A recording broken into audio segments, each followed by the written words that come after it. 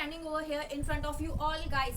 So student, आज ना जो मोस्ट इम्पॉर्टेंट टॉपिक है हमारे नीट के पॉइंट ऑफ व्यू से हम उसे कवर करेंगे. So you all know that अगर आपने प्रीवियस ईयर क्वेश्चन पेपर्स लगाए होंगे तो आपको पता होगा बेटा जो डिसऑर्डर्स हैं दैट इज जेनेटिकल डिसऑर्डर्स, उसमें आपको ना काफी सारे क्वेश्चंस मिले. मतलब हर साल एक क्वेश्चन आना तो मैंडेटरी है, यानी कि +4. सिर्फ ये वीडियो देख के आपको मिलेंगे +4 मार्क्स. बट अगर आप नोटिस करो तो किसी किसी ईयर में 2 या 3 क्वेश्चन भी पूछे गए हैं. ऐसा हो सकता है आप भी वो लकी पर्सन हो जिसके पेपर में 2 से 3 क्वेश्चन आएंगे. So today we are going to deal about the disorders in the human beings. Okay students, so ये डिसऑर्डर वाली जो वीडियो है इसमें हम लोग कुछ टॉपिक कवर करने वाले हैं. The very first topic is autosomal disorders. और बच्चों ऑटोसोमल डिसऑर्डर्स में हमें 2 कैटेगरी देखने को मिलती है. The very first is dominant and the second is recessive.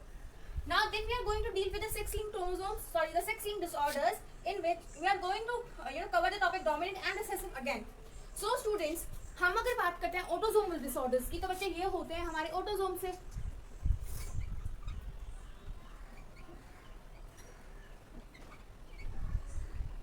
And if we talk about the sex-linked और the X-linked, तो बच्चे ये होते हैं हमारे 6 क्रोमोसोम्स की वजह से. ओके स्टूडेंट्स, नाउ अगर हम बात करें बेटा ऑटोसोम्स और 6 क्रोमोसोम्स की तो हमारी बॉडी में टोटल प्रेजेंट होते हैं बेटा 46 क्रोमोसोम्स.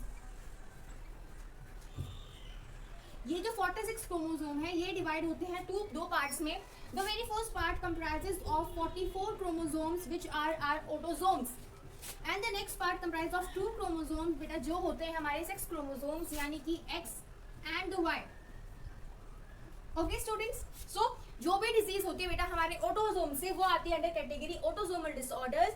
अगर हम बात करते हैं डोमिनेंट की, सो दिस पर्टिकुलर वर्ड बेटा डोमिनेंट और रिसेसिव दोनों में सेम है, चाहे वो ऑटोसोमल हो चाहे वो सेक्स लिंक्ड हो. The pattern which they are going to form is the similar. ठीक है, अब हम डोमिनेंट की बात करें तो बेटा ये होगा इन every generation.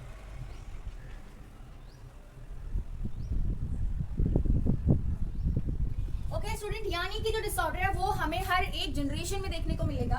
Now if you move on to the recessive part बेटा तो ये सारी जनरेशन में नहीं होता.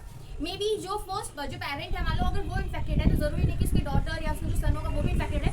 बट ये चांसेस हैं कि उसका जो पोता है या फिर बड़ पोता है it is a great sun and great great grandson, तो वो हो सकता है बेटा इन्फेक्टेड. सो रिसेसिव में बेटा होता है कि it is not present in every generation. सो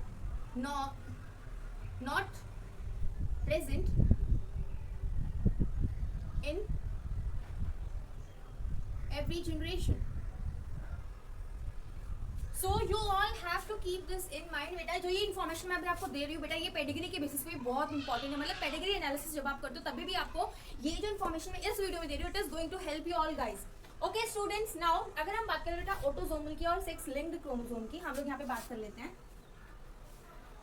बेटा. जो ऑटोसोमल होता है ना वो कोई भी फिक्स्ड पैटर्न फॉलो नहीं करता है इनहेरिटेंस का, यानी कि फिक्स्ड पैटर्न है बेटा इसमें एब्सेंट, नॉट प्रेजेंट.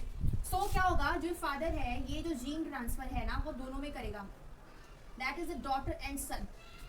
अब अगर हम बात करें मदर, तो सिमिलरली बेटा ये जो मदर है ये भी अपने जो जीन ट्रांसफर है वो दोनों में करेगी, that is a son and a daughter. Autosomal का ये एक सिग्निफिकेंस है जिससे आप पता लगा सकते हो that this disease is a autosomal disease और the recessive one sex link. अगर बेटा हम बात करते हैं सेक्स लिंक्ड की, सो इसके पास होता है बेटा फिक्स्ड पैटर्न, यानी कि जो फिक्स्ड पैटर्न है वो होता है present. That's mean gene is always going to transfer from father to daughter and from mother to son. Okay so just take the screenshot and we are going to cover the further topics. Now student, we are going to start from the Mendelian disorder. बच्चे Mendelian disorders are those disorders who are going to follow the pattern of inheritance given by Mendeleev. Okay, so ये कौन से disorder होते हैं बेटा? ये वो disorder होते हैं जो कि Mendeleev inheritance pattern follow करते हैं. So these are those disorder which are going to follow the inheritance pattern explained by Mendeleev. Okay so बच्चा ये वो सारे डिसऑर्डर है जो कि फॉलो करते हैं हमारा जो इनहेरिटेंस पैटर्न है जो कि हमें मेंडल ने दिया था. नाउ अगर हम इसकी बात करें ना बेटा तो उसने बताया था कि हमारे पास जो ये मेंडल था इसने बताया था कि we are having 2 type of disorders जो मैं आपको लास्ट पीछे बता चुकी हूँ. That is the autosomal and the sex linked. Okay students, okay अब हमें पता चलेगा बेटा डोमिनेंट और रिसेसिव के बेसिस पे ये जो डिजीज होने वाली है आगे, ये होगी ऑटोसोमल रिसेसिव और डोमिनेंट, और रिसेसिव और डोमिनेंट। उससे पहले हम लोग बात कर लेते हैं कि जो मेंडल था उसने जो थ्योरी प्रपोज की थी कि कुछ ऑर्डर जो डिसऑर्डर है वो मतलब एक पर्टिकुलर जनरेशन से दूसरी जनरेशन में जाते रहते हैं। इट डजेंट मीन कि वो हर जनरेशन में होगा, या फिर हो सकता है कि बेटा वो करेक्टर जो है जो डिजीज कॉज कर रहा है वो बेटा रिसेसिव हो, तो मे बी वो कभी ना कभी तो रिसेसिव करेक्टर को चांस मिलेगा आगे मतलब अपने आप को एक्सप्रेस करने का। ओके स्टूडेंट्स, हम लोग जो आज ये पूरा टॉपिक कवर करने वाले हैं, we are going to cover the Mendelian disorder, यानी कि वो सारे डिसऑर्डर्स जो बेस्ड होते हैं हमारे मेंडेलियन लॉ ऑफ इनहेरिटेंस के ऊपर। So the very first we are going to discuss about the autosomal dominant disorders. Okay students, now in under autosomal dominant disorders, तो सबसे पहले बताया था मैंने कि बेटा इसमें क्या होगा, फिर भी एक बार ब्रीफ में हम लिख लेते हैं। स्किपिंग ऑफ जनरेशन होगी? नहीं होगी, that is appear in every generation. They are not going to follow the fixed pattern.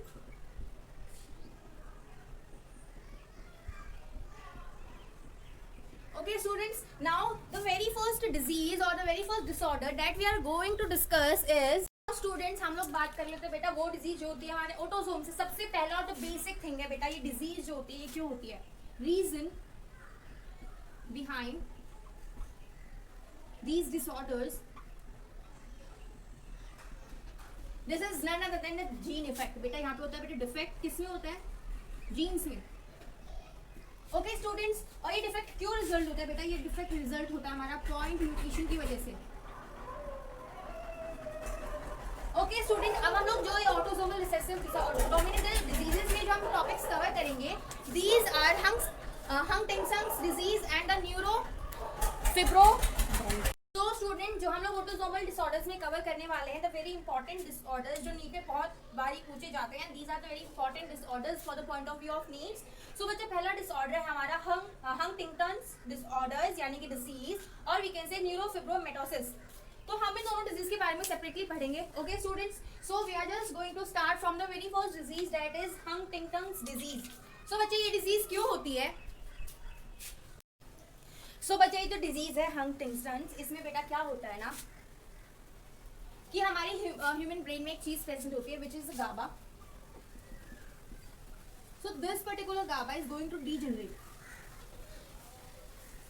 काफी हद तक ये बेटा हो जाता है डीजनरेट, कंप्लीटली नहीं होता है बट काफी हद तक ये डीजनरेट होता है, जिससे क्या होता है ना, suppose this is our brain, ये हमारा नॉर्मल ब्रेन है, you can see this pores are very small, but बेटा जब ये डिजीज हो जाती है हमें which is the Huntington's disease, तो उसके बाद बेटा ये हो जाता है हमारा कुछ ऐसे, यानी कि पोर्स जो है ना वो बहुत ज्यादा वाइड हो जाते हैं। This is the normal brain and this is the affected person's brain, so which is going to result, हमें बहुत सारी प्रॉब्लम फेस करनी पड़ेगी जिस पर्सन को जिसको ये डिजीज है। The very first is uncontrolled movement. This person is going to suffer so many emotional problems because बेटा ये person जो होता है वो emotionally बहुत weak होते हैं। So the second thing is going to be emotional problems. Okay students, so the emotional problem होती है बेटा इन लोगों के पास जो होता है अनकंट्रोल्ड मूवमेंट, मतलब ये लोग ना अपने हाथ और पैर का जो हमारा एक एक मतलब एक रिदमिक मूवमेंट होती है वो लोगों को पॉसिबल होना बहुत मुश्किल होता है। और बेटा इनकी जो थिंकिंग एबिलिटी है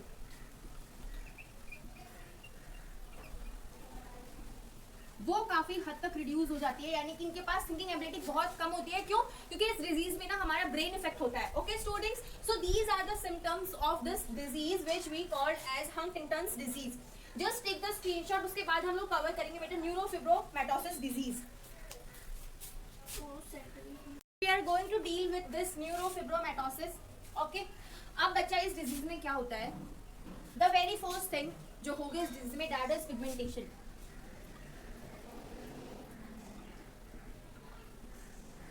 of skin।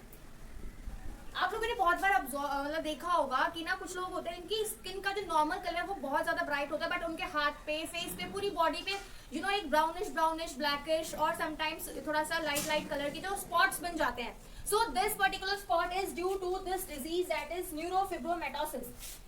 अगर हम बात करें तो बेटा उसमें होती है tumour formation.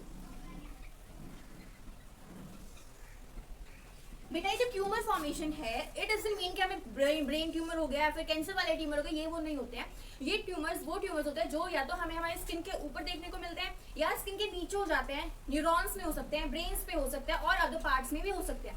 So these tumours are possibly कि हम उसे सर्जरी से रिमूव कर दें, बट बेटा ये इतनी लार्ज अमाउंट में प्रेजेंट होते हैं that we can't go for surgery for removal of every tumour. Okay students, so student हमें क्या मिलेगा देखने को? Tumours over skin, under skin, हमें देखने को मिलेगा tumour formation on nerves, brain and other parts.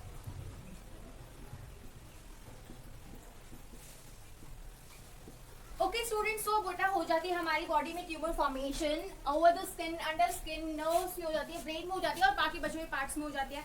Okay students, सो अब ये ट्यूमर जो होता है ना, this is going to result in the tumour formation. मतलब ये जो डिजीज है बेटा ये कॉज करेगी, ट्यूमर बना देती है हमारी पूरी बॉडी। मतलब यू वोंट बिलीव पूरी बॉडी में हमें देखने को मिलेगा जैसे कि ना कुछ गांठे गांठे से बन गई है पूरी बॉडी में। जहां हाथ लगा बेटा वहीं पे हमें गांठे गांठे बनी हुई फील होती है। So just take the screenshot and we are going to discuss about the characters of dominant diseases under autosomal category. Students, we are going to talk about the features or the characters of this particular disorder. तो बच्चा ये हम लोग एक अलग वे में सीखेंगे इसके फीचर्स जितने भी कैरेक्टर्स होते हैं with the help of pedigree, जिससे कि आपका पेडिग्री एनालिसिस का कॉन्सेप्ट भी काफी हद तक हो जाएगा बेटा strong. So just let's start. So student हम लोग करते हैं पेडिग्री एनालिसिस। सो बच्चा पेडिग्री में हमें पता है this is the male, this is the female and this line indicates the mating. अब हम लोग बात कर लेते हैं, suppose this male is affected, अब इसकी प्रोजनी है डॉटर, एक हो गया सन, एक और डॉटर, फिर हो गया एक सन। ओके स्टूडेंट्स, अब हम लोगों को देखने को मिला है कि जो ये डिजीज है it is spread in, it is found in its two of the progeny. Now अगर हमने इस डॉटर की मीटिंग कराई बेटा एक एक्सटर्नल पर्सन से और उसके बाद हमें रिजल्ट देखने को मिला है that this particular daughter as mother given rise to the two of her daughters। ठीक है, अब अगर हम लोग बात करते हैं बेटा पर्टिकुलर सन की, तो बच्चा हमने सन की भी मीटिंग करा दी है एक वुमेन से, that is an external women. और बच्चा इस सन के ने उसकी वाइफ ने बर्थ दिया है एक लड़के को और एक लड़की को। So we can see that the son is affected and the daughter is non affected. So बच्चा जो ऑटोसोमल डोमिनेंट डिसऑर्डर है उसके मैंने आपको कुछ कैरेक्टरिस्टिक्स बताए थे। दैट इज पहली बात डोमिनेंट देखते ही, दिस वर्ड डोमिनेंट इसे देखते ही समझ जाओ कि स्किपिंग ऑफ जनरेशन नहीं होगी, यानी कि disease is going to be found in every generation.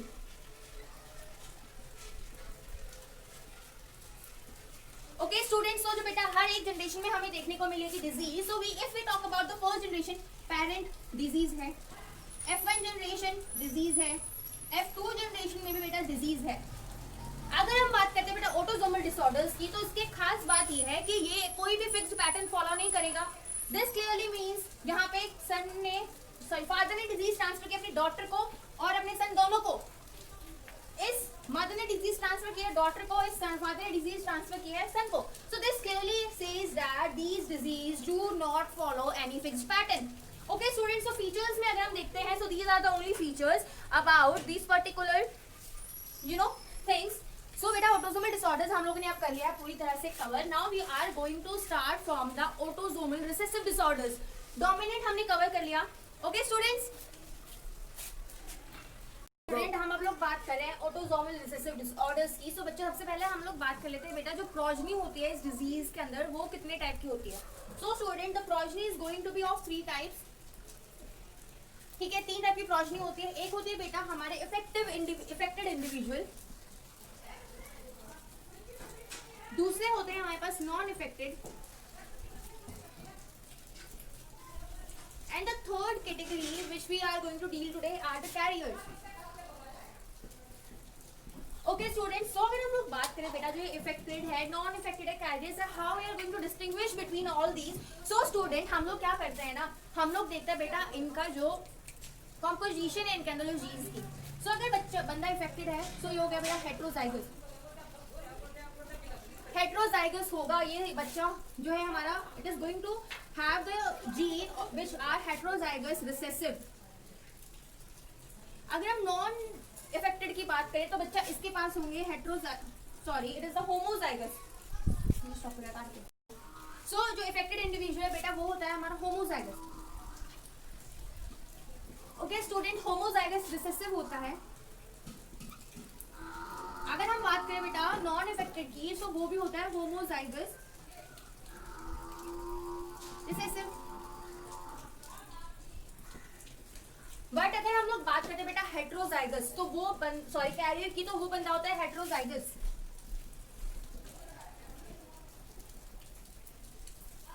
Heterozygous recessive individual होता है. सो इन दिस क्राइटेरिया हम लोग डिस्कस करने वाले हैं दो diseases which is sickle cell anaemia and PKU. बेटा हम इसे कॉमनली पीकेयू के नाम से जानते हैं, बट इफ अगर आपको ना क्वेश्चन में इसकी फुल फॉर्म की सॉरी शॉर्ट फॉर्म की जगह फुल फॉर्म प्रेजेंट मिलती है, so this full form is फिनाइलकीटोन्यूरिया.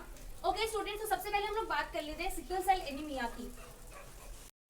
Now student, we are going to discuss about the very first disease under the category autosomal recessive disorder. तो सबसे पहले हम लोग बात करते हैं सिकल सेल एनीमिया. सो बच्चा ये जो डिजीज है sickle cell anaemia, it is firstly and the only which is going to be defected is RBCs, that is red blood cells. So बच्चा ये डिजीज हमारे RBCs को डिफेक्टिव बना देती है. सो बच्चा हमारे जो RBCs डिफेक्टेड होते हैं उनकी शेप ओवल से टर्न होके बन जाती है सिकल सेल.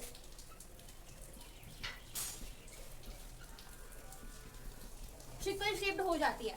नाउ एक और चीज जो इम्पोर्टेंट है बेटा, जब ये डिजीज हो जाती है तो जो हमारा RBC है उसकी जो बाइंडिंग कैपेसिटी होती है टुवर्ड्स O2 वो बेटा हो जाती है डिक्रीज. ओके, या फिर हीमोग्लोबिन का जो कैपेसिटी है वो भी हो जाती है डिक्रीज. तो दो चीजें यहाँ पे इफेक्ट होती हैं. The very first is the shape, second is the binding capacity of O2 and haemoglobin. अब बच्चा ये क्यों होता है? This particular disease resulted and this example is point mutation. Point mutation की वजह से ये डिजीज होती है हमें. Okay students, now if we talk about the word point mutation, तो मैं सीधे सीधे आपको एक शॉर्ट में बता देती हूँ इन अ वेरी ब्रीफ. अगर आप चाहते हो कि मैं पॉइंट म्यूटेशन पूरा पढ़ाऊँ, so mention in the comment box. So जब जो पॉइंट म्यूटेशन है ना, इसमें क्या होता है, सिर्फ एक जीन का ट्रांसफर होता है. अगर हम लोग बात करते हैं फ्रेम की, तो काफी सारे जीन जो डिटैच हो जाते हैं या फिर एडम होते हैं या फिर रिप्लेस हो जाते हैं. तो पॉइंट म्यूटेशन में हम लोग बात कर रहे हैं कि जो हमारा जो रेड ब्लड सेल्स है उसमें ना एक पर्टिकुलर चेन प्रेजेंट होती है. ठीक है, इस चेन में एक पर्टिकुलर सेट होता है which is CTC and GAG. This particular set is going to code for glutamic acid, glutamic acid. Okay student, अब क्या होगा ना, इसमें हो जाएंगे हमारे चेंज. सो जो न्यू चेन बन के आएगी which is going to be CAC and GTG. ये हमारी कोड करेगी बेटा हमारे वेलिन के लिए.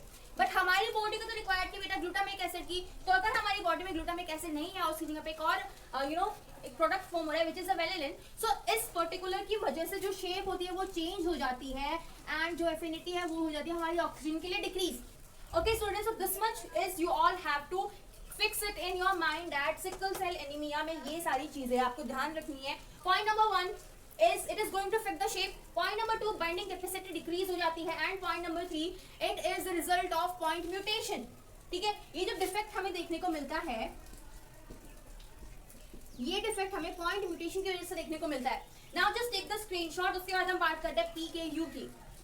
नाउ स्टूडेंट्स, हम लोग अब बात करते हैं बेटा PKU विच इज फिनाइलकीटोन्यूरिया डिजीज. ठीक है, अब इस डिजीज के बारे में बात करते हैं. सबसे पहले हम इसके रूट कॉज की तरफ ध्यान देते हैं और सिम्टम्स और डिफेक्ट हम बाद में देख लेंगे. बेटा हमारी बॉडी में एक अमीनो एसिड प्रेजेंट होता है विच इज फिनाइलएलाइन. ओके, अब ये जो अमीनो एसिड है इट इज एसेंशियल. अब ये एसेंशियल अमीनो एसिड बेटा कन्वर्ट होता है हमारे क्रायोसिन में विच इज नॉन एसेंशियल.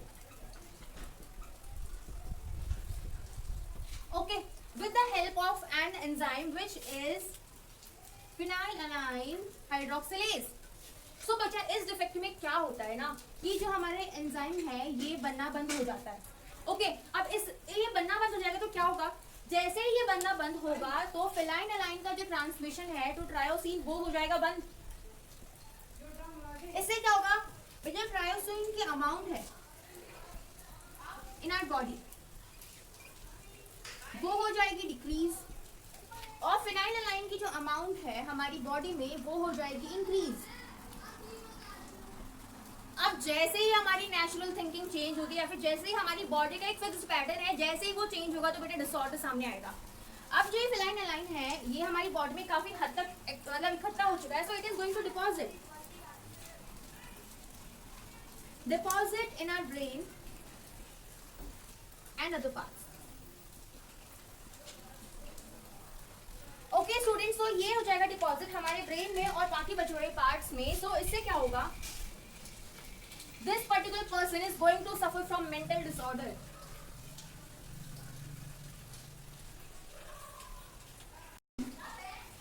सो जो मेंटल डिसऑर्डर होता है यानी कि this person is going to be mentally disbalanced, because क्योंकि हमारी बॉडी में फिनाइललाइन का अमाउंट बहुत ज्यादा इंक्रीज हो जाता है विच रिजल्ट्स इन द डिपोजिशन। और बच्चा जब कोई चीज का एक पर्टिकुलर अमाउंट हमारी बॉडी में रिक्वायर्ड होता है, उससे ज्यादा हो जाता है तो बच्चा डिसऑर्डर्स और डिसबैलेंस होता ही होता है। So we have just covered about this PKU, now just take the screenshot. और बेटा ये चीज ध्यान रखना कि इस PKU डिजीज में इस चीज की फॉर्मेशन बंद हो जाती है, right, it is not going to form. Okay students, now just take the screenshot और हम बात करते हैं कैरेक्टर्स की। सो स्टूडेंट, हम लोगों ने बात की ऑटोसोमल रिसेसिव की, मैंने यहाँ पे पेडिग्री से आपको समझा दिया है। पेडिग्री से ही हर चीज समझो बेटा, जितने भी डिसऑर्डर है, ताकि आपके दो कॉन्सेप्ट बिल्डअप होंगे। एक तो पहला आपका डिसऑर्डर वाला कॉन्सेप्ट बिल्ड होगा, दूसरा हो जाएगा अपना पेडिग्री एनालिसिस वाला concept build. So just take the screenshot, उसके बाद हम करेंगे बेटा सेक्स लिंक्ड डिसऑर्डर्स। अगर हम बात करते हैं बेटा सेक्स लिंक्ड डिसऑर्डर की, तो सबसे पहले हम लोग बात करेंगे बेटा ये डिसऑर्डर कब होता है, जब जो डिफेक्टेड जीन है is going to be present in our sex chromosome.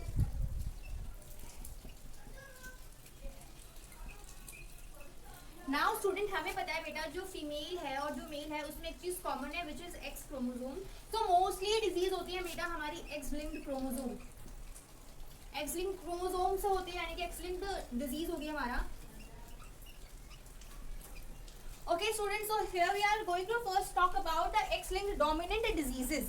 Okay students, so बच्चा अगर हम लोग बात करते हैं X-linked dominant species की, तो सबसे पहले we are going to study about the X-linked dominant species. Now student, हम X-linked dominant diseases के अंदर कवर करने वाले बेटा Fragile X syndrome. So student, it is a X-linked disease, यानी कि ये disease होती है due to the gene defect in our X chromosome. ठीक है, so defect in X chromosome, it is a gene defect बेटा। ओके, सो बेटा gene defect होता है हमारे एक्स क्रोमोसोम में, क्योंकि एक्स क्रोमोसोम बेटा फीमेल और मेल दोनों के पास होता है। So might be both are affected, but जो फीमेल होती है ना उसमें सिम्टम्स जो होते हैं वो बहुत ही कम होते हैं। डिजीज होने के चांसेस भी बहुत कम होते हैं और सिम्टम्स होने के, अगर डिजीज हो जा रही है बेटा तो सिम्टम्स भी बहुत कम होते हैं। Now if you are going to talk about, तो बच्चा इस डिजीज में क्या होता है। सो बच्चा इस डिजीज में जो हमारे जो सिम्टम्स अपीयर होते हैं वो होता है बेटा डिले इन टॉकिंग, एंजाइटी हो सकती है, हाइपर एक्टिविटीज हो सकती है, ठीक है, बहुत ही ज्यादा बिहेवियर भी चेंज हो जाता है। So if you are going to talk about the symptoms, so very first is delay in talking.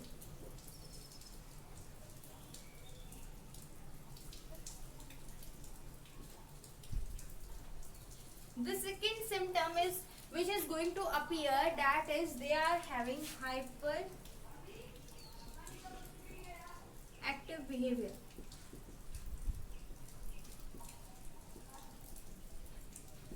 Okay students, तो इन बच्चों में बहुत ज्यादा मतलब चीजें देखने को मिलती है। तो very first is they delay in talking. बेटा एक तो बोलना सीखते ही पहले बहुत लेट है, ठीक है, अगर सीख भी लेते हैं तो बहुत सारी प्रॉब्लम फेस करते हैं ये लोग।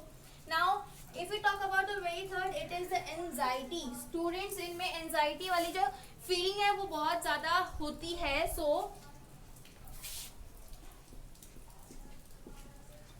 नाउ ये तो कि बेटा हमारे जो बॉडी के अंदर होने वाली चीजें जो भी सिम्टम्स होते हैं। नाउ अगर हम लोग बात करते हैं बेटा फिजिकल सिम्टम्स की,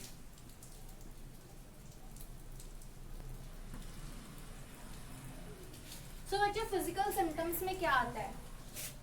लार्ज ईयर, ईयर्स का साइज नॉर्मल फेस से बहुत ज्यादा बड़ा होता है, फ्लैट फीट,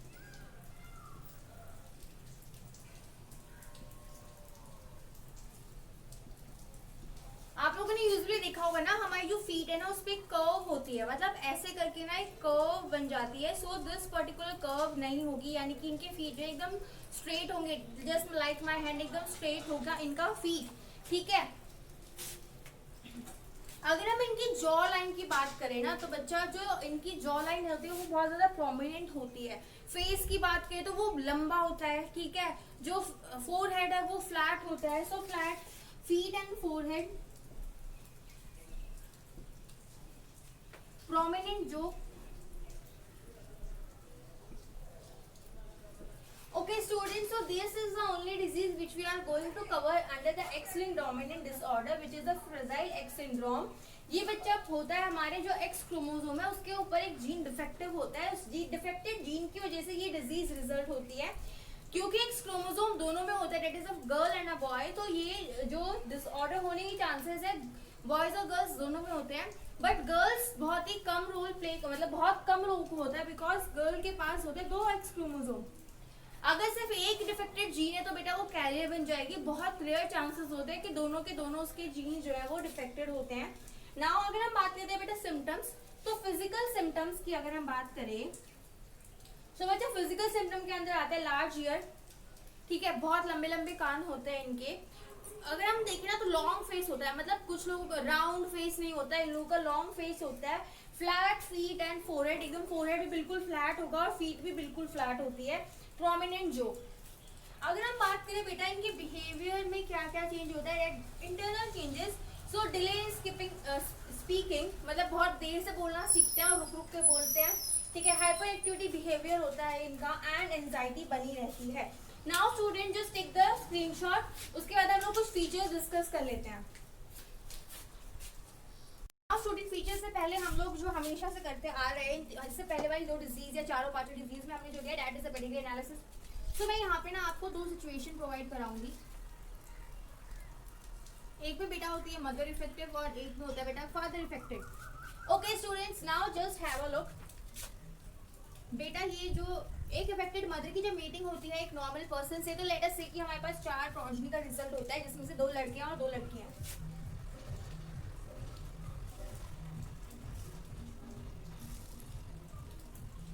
अब बच्चों जो ये मदर है विच इज इफेक्टेड, ठीक है, सपोज शी इज इफेक्टेड, तो डेफिनेटली ना ये इफेक्टेड तब है ना जब इसके दोनों क्रोमोसोम पे डिजीज प्रेजेंट है।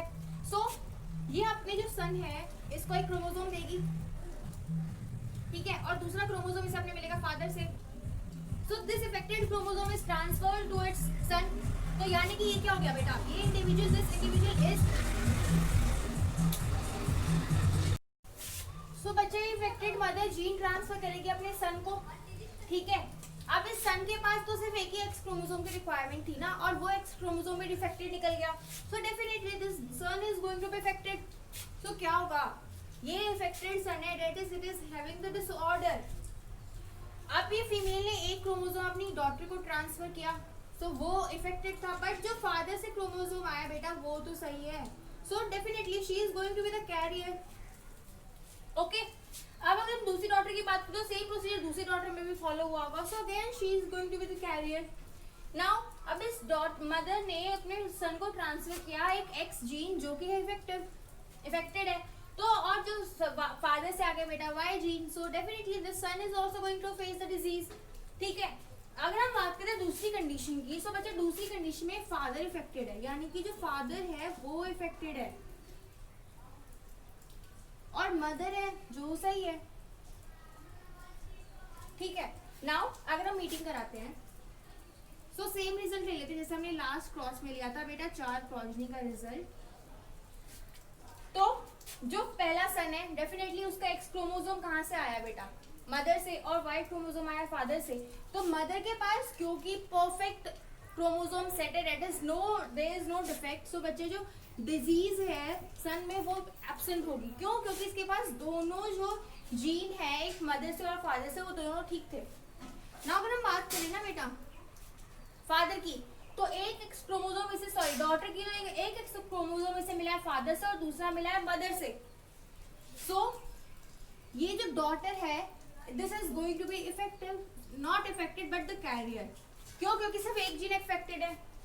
Same in the second daughter case, इसके पास भी सिर्फ एक इफेक्टेड जीन है, so she is going to be the carrier. And again as the first case, जैसे कि डॉटर सन के पास हुआ था बेटा, एक वाई क्रोमोसोम आया फादर से और एक एक्स क्रोमोसोम आया मदर से, so there is no going to be disease.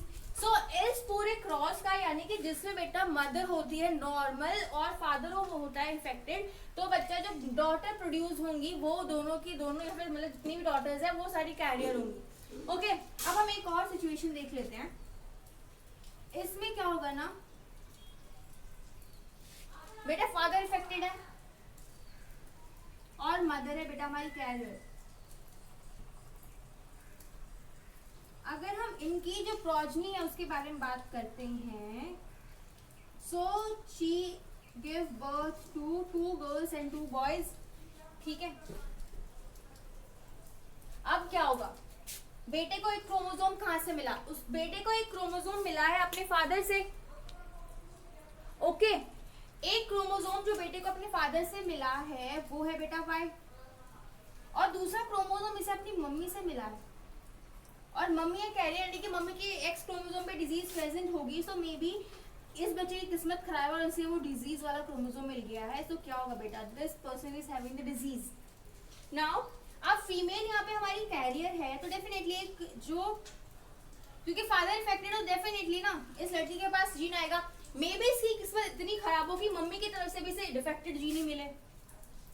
So this is going to be a dominant, मतलब इस लड़की के पास हो सकता है बेटा disease.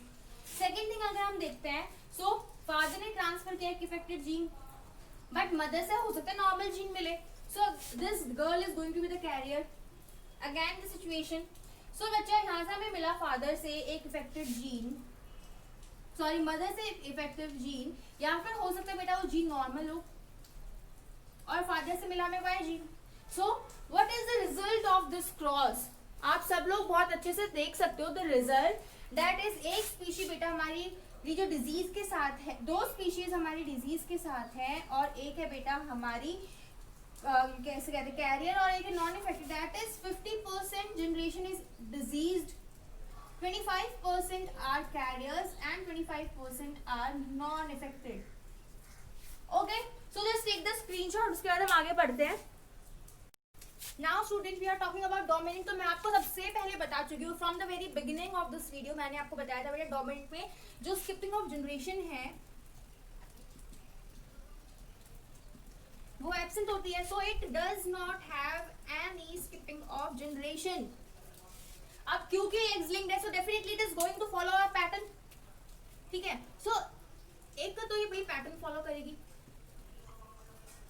Which is fixed, that is बेटा मदर हमेशा अपने जीन, फादर अपने हमेशा अपने जीन ट्रांसफर करेगा डॉटर को, और जो मदर है वो हमेशा अपने जीन ट्रांसफर करेगी सन को।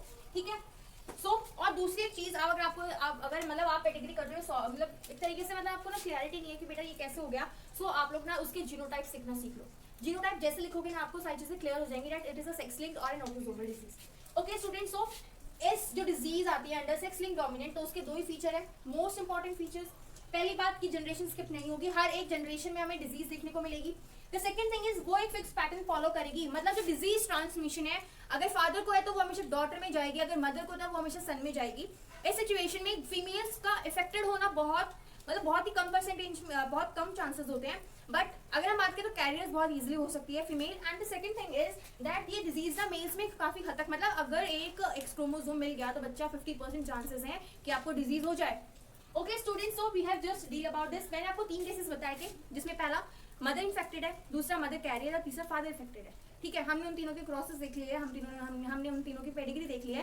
Now moving on to the next topic, that is the sex linked recessive disorders.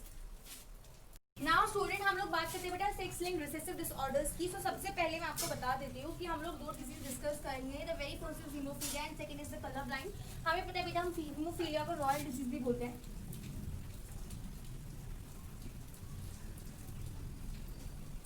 Okay students, सबसे पहले हम लोग बात कर लेते हैं बेटा रॉयल डिजीज की, ये that is haemophilia. Okay students, तो बच्चा हीमोफीलिया में क्या होता है, बच्चों जो हीमोफीलिया है ना, उसमें हमें देखने को मिलता है कि जो हमारी क्लॉटिंग एबिलिटी है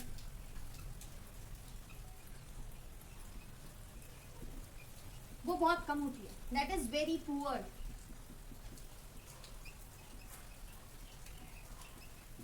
ओके स्टूडेंट्स, तो ये क्लॉटिंग एबिलिटी जो हीमोफीलिया में प्रेजेंट है वो बहुत ही ज्यादा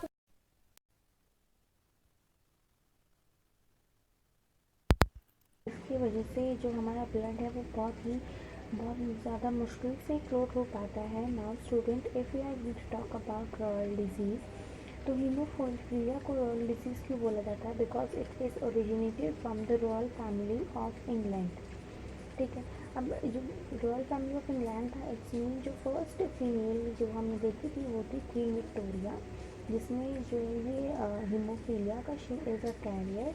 उसके बाद अगर हम लोग बात करते हैं बच्चों कि जो ये क्लोटिंग फैक्टर है, that is the ability of blood clotting is very poor. So student, जो ब्लड क्लोटिंग होता है इसकी वजह से अगर मान लो छोटा बहुत भी कट लग जाता है तो बहुत ज़्यादा अमाउंट में जो ब्लड है वो फ्लो होता है, बिकॉज क्लोटिंग एजेंट जो होता है वो प्रेजेंट नहीं होता है एक पर्टिकुलर ब्लड में, and which results in clotting. अब हम बात करते हैं ब्लड क्लोटिंग एजेंट्स की। तो ब्लड क्लोटिंग एजेंट जो चीफ एजेंट है वो होता है हमारा calcium.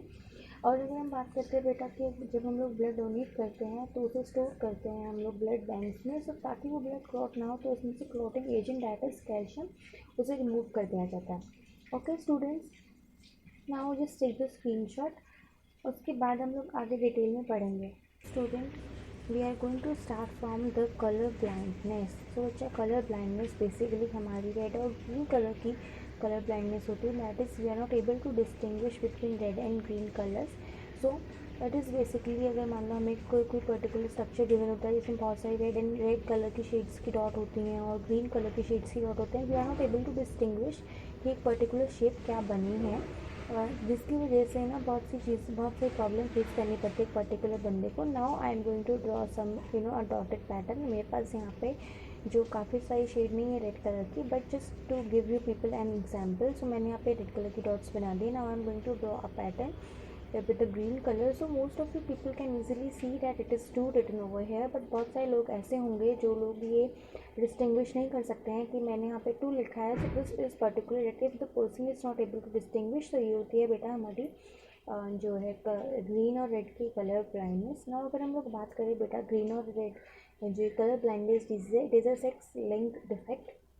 Okay, so basically defected gene present होता है हमारे एक्स क्रोमोसोम में, and so it is known as a recessive. Now अगर हम लोग बात करते हैं स्टूडेंट्स की जो जीनोटाइप होता है, और we we talk about the carriers और द इफेक्टेड पर्सन, तो जो मेल होता है वी नो दैट बेटा फीमेल में और जो होता है वो double X, that is double rows of X present होता है, और इस मेल में होता है single rows of X. So अगर इस मेल में प्रेजेंट एक्स डिफेक्टेड है तो the person is going to be disordered.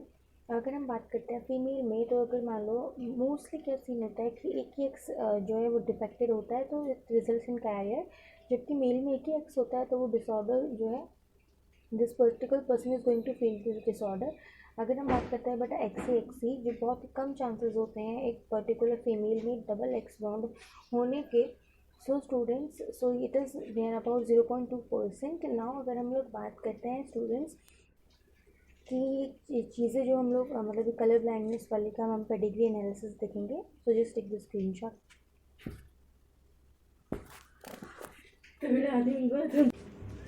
So student, अगर हम बात करते हैं बेटा पेडिग्री एनालिसिस की, तो मैं आपको फर्स्टली बता देती हूँ how you people can distinguish between कि अगर एक पर्टिकुलर बंदा है और how he is going to have the genes of colour blindness. So first हम बेटा ले लेते हैं एक मेल और एक फीमेल, दैट द पर्सन, इसमें हम लोग लेंगे बेटा मेल एज अ डिफेक्टेड, यानी कि जो मेल है उसमें डिफेक्टेड जीन प्रेजेंट है और he is having disease called colour blindness. उसके बाद बेटा अगर हम इसके जीनोटाइप की बात करते हैं, so it is X C and Y, that is a simple X defected chromosome is going to result in a disease, और मदर हमने यहाँ पे नॉर्मल ली है। Okay student, now we are going to form the a cross, that is that particular mating couple gives rise to 3 children, 2 girls and a boy. If we are going to talk about the there is no gene that is which is expressed in the F2 generation. अगर हम बात करते हैं बेटा इस mail की, तो एक एक्स क्रोमोजोम मिला है अपनी मदर से और दूसरा एक्स क्रोमोजोम मिला है अपने फादर से, विच रिजल्ट्स कि बेटा ये पर्टिकुलर जो मेल है वो बिल्कुल भी कोई भी डिफेक्टेड जीन कैरी नहीं करता है. So it's mean that he is a normal sun. Okay students, now अगर हम लोग आगे बात करते हैं, दैट इज़ अगर हम इस पर्टिकुलर फीमेल की बात करें, सो इसने एक क्रोमोजोम लिया है अपने फादर से और एक क्रोमोजोम लिया है अपनी मदर से. दैट मीन्स उसके पास सिर्फ एक डिफेक्टेड क्रोमोजोम है एक्स पेयर, जिसमें एक्स जीन में डिफेक्ट है और दूसरा बेटा नॉर्मल है. So definitely she is going to be a carrier. And similarly with the mother too और it is a daughter too also. Now अगर हम बात करते हैं बेटा कि जब हम लोग इनमें से कोई भी एक डॉटर की करा देते हैं meeting. Okay students,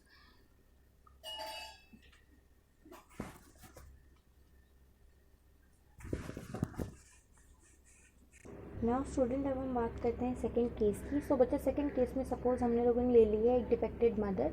okay, so she is a defected mother. अब हम लोग बात करते हैं बेटा इसकी इक्वलिटी की. So it is definitely X X that is she is a completely defected mother.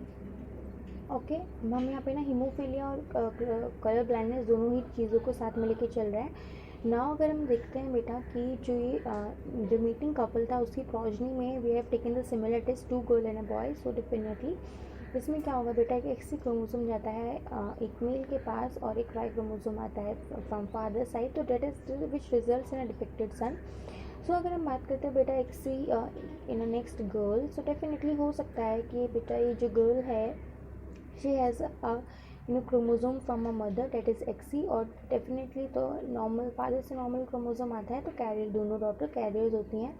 अगर हम बात करते हैं बेटा एक और सिचुएशन की जिसमें हम लोग लेंगे मदर को as a carrier. Okay, so we have taken a normal father and a mother who is carrier, that is उसकी हम जीनोटाइप देखे तो बेटा इट्स XC एंड X. उसे हम हीमोफीलिया के लिए भी पढ़ सकते हैं. नाउ सिमिलरली उनकी 3 प्रोजनी है, 2 डॉटर्स एंड अ सन. ना उसके बाद बेटा हम बात करते हैं, हो सकता है that a particular person is उसकी किस्मत बहुत ज़्यादा ख़राब है और उसे मिल जाता है बेटा क्रोमोजोम एक्स. 50% चांसेस होते हैं कि मदर से डिफेक्टेड जीन रिसीव हो या फिर एक नॉर्मल जीन रिसीव हो. तो दैट मीन्स दैट डिजीज़ होने के 50% चांसेस होते हैं और डिजीज़ ना होने के भी 50% चांसेस होते हैं. Now moving on to the girls. तो बेटा गर्ल्स में एक डिफेक्टेड जीन डेफिनेटली एक जीन फादर से आता है और दूसरा जीन मदर से आता है. तो हो सकता है that she is a carrier. Okay, because mother से आने वाला जीन जो है वो डिफेक्टेड शी कैरियर था एक पर्टिकुलर डिजीज़ का. और दूसरे केस में हो सकता है बेटा कि गर्ल की जो किस्मत है वो बहुत अच्छी है तो उसे मिल सकता है बेटा एक नॉर्मल जीन. सो 50% चांसेस होते हैं गर्ल के कैरियर होने के. सिमिलरली 50% चांसेस होते हैं एक बॉय के कैरियर डिफेक्टेड होने के. Boys can not be carrier. उसके बाद बेटा हम लोग बात करते हैं, तो मैंने आपको यहाँ पे 3 चीज़ें मतलब 3 एग्जाम्पल से हीमोफीलिया और कलर ब्लाइंडनेस दोनों ही चीज़ें को कवर कर लिया है. हीमोफीलिया और colour blindness same pattern follow करते हैं कोई भी डिजीज़ स्प्रेड का. नाउ स्टूडेंट्स हम लोग बात करें तो मैंने आपको यहाँ पे तीनों एग्जाम्पल्स में समझा दिया है कि जो कोई भी पैटर्न फॉलो होता है this particular explanation is going to help you in the pedigree analysis also. So हम क्रोमोसोमल डिसऑर्डर्स में हम लोग 3 डिसऑर्डर कवर करेंगे. ओके, जिसमें से बेटा 2 तो होते हैं हमारे सेक्स क्रोमोसोम की वजह से और एक होता है ऑटोसोम्स की वजह से. ओके स्टूडेंट्स, नाउ अब क्या होता है कि जो एक्स क्रोमोसोम है that is suppose we are taken example, मान लो कि गर्ल है, she is a mother. Normal case में तो क्या होगा बेटा, ये अपना एक जीन ये 2 इन फॉर्म है और ये इन फॉर्म है. बट इन दिस पर्टिकुलर जो डिसऑर्डर होता है ना students, so this mother is going to maintain its ploidy. यानी कि एक बेटा इसका जो डॉटर सेल है वो होगी विदाउट एनी एक्स क्रोमोसोम और दूसरी में होंगे दोनों क्रोमोसोम. अगर सपोज हमने इसकी मीटिंग करा दी, ठीक है, एक एक्स वाई क्रोमोसोम से, तो क्या होगा, इसकी फॉर्मेशन हो जाएगी. That is 2 X chromosome and Y chromosomes are present in a son. ठीक है स्टूडेंट्स, या फिर हो सकता है बेटा तीनों के तीनों एक्स क्रोमोसोम चले गए और फीमेल के पास. ठीक है, सो इन दिस केस बेटा जब ये स्ट्रक्चरली ही कंप्लीट नहीं है, so how they are going to be physically complete, एक ही करके डिटेल में देखेंगे. अगर हम बात करते हैं बेटा ऑटोसोम से, तो हमारा जो क्रोमोसोम नंबर 21 है that is the 21st chromosome. So बच्चा इसकी हो जाती है ट्राइसोमी. ओके स्टूडेंट, होती है 21st क्रोमोसोम की, तो हमारी बॉडी में यानी कि ट्राइसोमी की जो 31st क्रोमोसोम है ना, it is going to be repeated. तो हमारी बॉडी में जो टोटल नंबर ऑफ क्रोमोसोम होते हैं बेटा वो 47 हो जाएंगे आफ्टर फर्टिलाइजेशन। तो जाइगोट है उसके पास 47 क्रोमोसोम होंगे, तो definitely he is going to be defected. Okay, so just take the screenshot और मैं उसके बाद आपको तीनों चीजों के बारे में डिटेल में बताती हूँ। स्टूडेंट हम लोग तीन चीजें पढ़ने वाले हैं। तो very first is Klinefelter syndrome, Turner syndrome and Down syndrome. So student अगर मैंने भी आपको बताया था बच्चा, जो ये डिजीज होती है chromosomal disease, if it is a sex linked, तो बेटा जब सेपरेशन नहीं होगा, एब्सेंट होगा, तभी डिजीज ट्रांसफर होगी। But if we talk about the Down syndrome, तो बच्चा इसमें क्या होता है, जो हमारा क्रोमोसोम नंबर 21 है उसकी हमें ट्राइसोमी देखने को मिलती है।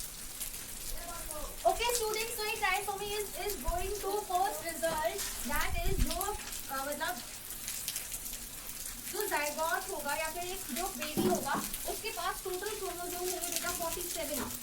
क्यों?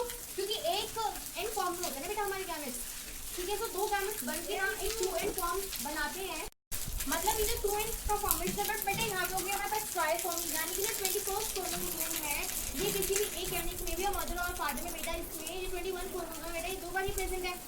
तो बच्चा जब ये फॉर्मेशन हुई और जाइगोट जब हमें 2 एंड फॉर्म में मिला, बट हमारे पास जो 21 क्रोमोसोम यहाँ पे ऑलरेडी प्रेजेंट है, ठीक है। एक हमारे पास और एडिशनल बन जाएगा, तो it is going to be result in 47 chromosome. तो ये हो गई हमारी डाउन सिंड्रोम। अगर हम बात करते हैं बेटा टर्नर सिंड्रोम की, तो क्या होगा, मान लो शी इज अ गर्ल, ठीक है, she results in you know gamete formation हुआ बेटा, बट जो जीन जो ये ट्रांसलेटेड एक्स क्रोमोसोम है बेटा ये सेपरेट नहीं हुए। सो ये दोनों एक्स क्रोमोसोम एक पर्टिकुलर यू नो गैमेट में चले गए और दूसरा गैमेट जिसके पास एक्स क्रोमोसोम है ही नहीं, that is this particular gamete is not having any chromosome. और जब बेटा इसकी मेटिंग होगी तो क्या होगा, अगर मान लो इनकी मेटिंग से गर्ल रिजल्ट होगी ना, तो पहली बात तो उसके पास सिर्फ एक यानी कि सिंगल एक्स क्रोमोसोम प्रेजेंट होगा, दूसरा उसके टोटल क्रोमोसोम हो जाएंगे 45। This is about Turner syndrome. अगर हम बात करें तो वेरी लास्ट, तो बच्चा जो दो एक्स क्रोमोसोम थे, एक और बात देख लेते हैं हम लोग। मान लो डबल एक्स क्रोमोसोम है बेटा, इसकी सेपरेशन नहीं हुई है, तो जो एक गैमेट है उसमें तो दोनों एक्स क्रोमोसोम आ जाएंगे और जो दूसरा गैमेट है बेटा वो चलाया जाएगा एमपीटी। अब जब हम लोगों ने मान लो इसकी मीटिंग करा दी या फिर इसकी शादी हो गई है एंड मतलब जो फादर की तरफ से है बेटा एक एक्स क्रोमोसोम, तो क्या होगा, अगर जो बेटा सन होगा तो क्या उसकी जो जीनोटाइप है वो ऐसा नहीं होगा। अब मेरे को एक बात बताओ आप लोग, जो डिफेक्टिव है, ठीक है, इस गर्ल की अगर हम बात करें तो उसके सेक्स क्रोमोसोम इज डिफेक्टिव। इस बॉय की बात करें तो इसके पास टोटल क्रोमोसोम्स होंगे 47, बट इज इट केपेबल, ये होगा स्टेराइल होगा, ये स्टेराइल होगा। ओके स्टूडेंट, अब फटाफट एक बार ये स्क्रीनशॉट ले लो, उसके बाद मैं आपको ना हैंड रिटन फॉर्म में आपको फीचर्स बता देती हूँ। सो स्टूडेंट फटाफट स्क्रीनशॉट ले लो, मैंने आपको यहाँ पे रिटन फॉर्म में बता दिया है। सो स्क्रीनशॉट ले लिया होगा आप लोगों ने। So student here we have completed all the disorders including the genetic disorders which are based on the Mendelian disorder pattern, inheritance pattern and the you know chromosomal disorder। तो chromosomal disorder थे हमारे 3 type के। और अगर हम लोग बात करते हैं बेटा जो हमारा जो ऑटोसोमल और जो सेक्स लिंक्ड क्रोमोसोम थे, तो 2 डिजीज थी हमारी ऑटोसोमल डोमिनेंट, 2 डिजीज थी हमारी ऑटोसोमल रिसेसिव, 2 डिजीज थी हमारी sex linked dominant and 1 disease थी हमारी सेक्स लिंक्ड क्रोमोसोम। सो मतलब X sex linked recessive disease. So total 7 8 9 10 disease हम लोगों ने कवर कर ली हैं। So these are the only diseases which on which NEET is going to ask the question. So student, if you just enjoy this video, so don't forget to hit the like button. अगर कुछ भी समझ नहीं आया है या आप चाहते हो कि कोई और टॉपिक की वीडियो मैं आपके लिए लेके आऊँ, so comment that topic down below. And अगर आप मेरे चैनल पे नए हो तो don't forget to press the subscribe button. बच्चा आप लोग अगर लाइक नहीं करोगे वीडियो तो मैं मोटिवेट नहीं होंगी, और बिना मोटिवेशन के तो बेटा कोई काम ही नहीं होता है। So just don't forget to hit that like button. Like करो वीडियोस, इसे शेयर करो अपने फ्रेंड्स एंड फैमिलीज में, ताकि जितने भी आपके फ्रेंड्स हैं उनको भी इस वीडियो का जो एक इम्पॉर्टेंट जो हमने एक इम्पॉर्टेंट मटेरियल कलेक्ट किया आपके नीट के बेसिस के लिए वो उन तक भी पहुंच पाए। Okay students, so till my next video, stay tuned, thank you.